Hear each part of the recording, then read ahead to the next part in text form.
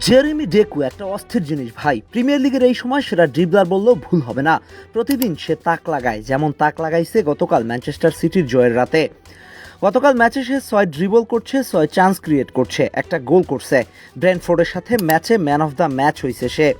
25-26 মৌসুমে Pep গার্দিওলার Manchester সিটির attacking স্ট্রাকচারে ডকুর রোলটা স্টার্ট না দেখে ম্যাচে ইম্প্যাক্ট দেখে বুঝতে হবে।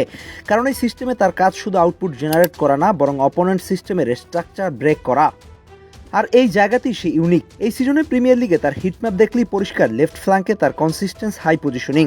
সে ক্লাসিক টাচলাইন হ্যাগিং উইঙ্গার, যে ওয়াইড নিয়ে ধরে রাখে এবং অপোজিশন ব্যাকলাইনে হরিজন্টালি স্ট্রেচ করে। সিটির অনেক উইঙ্গার যেখানে ইনভার্ট করে হাফ স্পেসে ঢুকে পড়ে, সেখানে ডোকু ইচ্ছাকৃতভাবে ওয়াইড থাকে, যেটা পুরো অ্যাটাকিং জিওমেট্রিটা বদলে দেয়।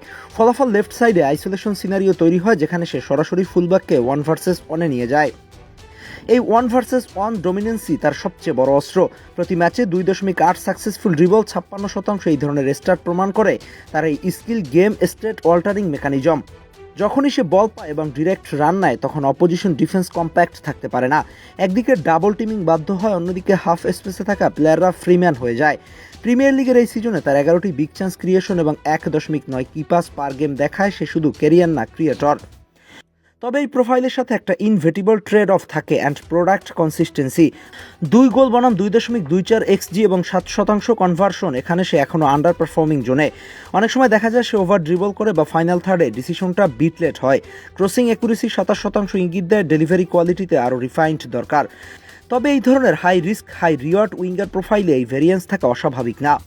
টেকনিক্যালি সবচেয়ে ইন্টারেস্টিং বিষয় হলো ডোকু সিটির অ্যাটাকে ভেরিয়েশন এনাবলার। যখন টিমের বিল্ড আপ খুব বেশি পজিশনাল এবং কন্ট্রোলড হয়ে যায়, তখন সে সেই প্লেয়ার যে কেউস ইনজেক্ট করে। তার ডাইরেক্টনেস গেমের টেম্পো শিফট করে, ডিফেন্সিভ ব্লকে আনস্টেবল করে। ফলে সিটির অ্যাটাক শুধু প্যাটার্ন বেসড থাকে না, বরং আনপ্রেডিক্টেবল ডাইমেনশন পায়। টিম কনটেক্সটে এর ইম্প্যাক্ট আরও বড়। ডোকু ছাড়া লেফট সাইডে সিটির অ্যাটাক প্রায় প্রেডিক্টেবল এবং স্ট্যাটিক হয়ে যায়, কিন্তু সে থাকলেই ওই একই ফ্ল্যাঙ্ক হয়ে যায় হাই ভোল্টেজ জোন, যেখানে প্রতি পজিশনেই কিছু না কিছু ঘটার সম্ভাবনা থাকে। এই কারণে টাইটেল রেসে সিটির কনসিস্টেন্সির পেছনে তার এই লোড বেয়ারিং কিন্তু আন্ডাররেটেড ইম্প্যাক্ট বড় ফ্যাক্টর। সব মিলিয়ে ডোকু পেপ গার্দিওলার সিস্টেমের প্রোডাক্ট না, কিন্তু সে এমন এক প্লেয়ার যার প্রেজেন্স নিজেই একটি টেকনিক্যাল অস্ত্র। যদি সে ফাইনাল থার্ডের ডিসিশন মেকিং আর এক্সিকিউশন একটু শার্প করতে পারে, তাহলে সে শুধু সিটির সিস্টেমের টপ প্লেয়ার না, বরং গেম ডিফাইনিং আউটলেট হয়ে উঠবে। পেপ গার্দিওলার সিস্টেমে নিজেকে ড্রিবলিংয়ে এতটাই ধারালো হিসেবে গড়ে তুলেছেন তিনি যে প্রতিপক্ষের ডিফেন্সের আতঙ্ক হয়ে উঠেছেন। বর্তমান সিজনে 100-এর গণ্ডি পেরিয়ে তিনি 101টি সফল ড্রিবলিং পূর্ণ করেছেন, এবং সবচেয়ে অবাক করা বিষয় হলো তার সাকসেস রেট 100%-এর কাছাকাছি। প্রিমিয়ার লিগের মতো কঠিন এবং শারীরিক শক্তি টুর্নামেন্টে ম্যাচ প্রতি গড়ে 5.2 ড্রিবলিং সম্পন্ন করা কোনো সাধারণ কথা নয়। ডোকুর গতি এবং বলের প্রতি কন্ট্রোল এতটাই বেশি যে ডিফেন্ডাররা তাকে ফাউল না করে থামাতে হিমশিম খায়। তার পায়ের কাজ এইভাবে ইতিহাদ স্টেডিয়ামের দর্শকদের বারবার মুগ্ধ করে। 10-এ কত দিবেন ডোকুকে?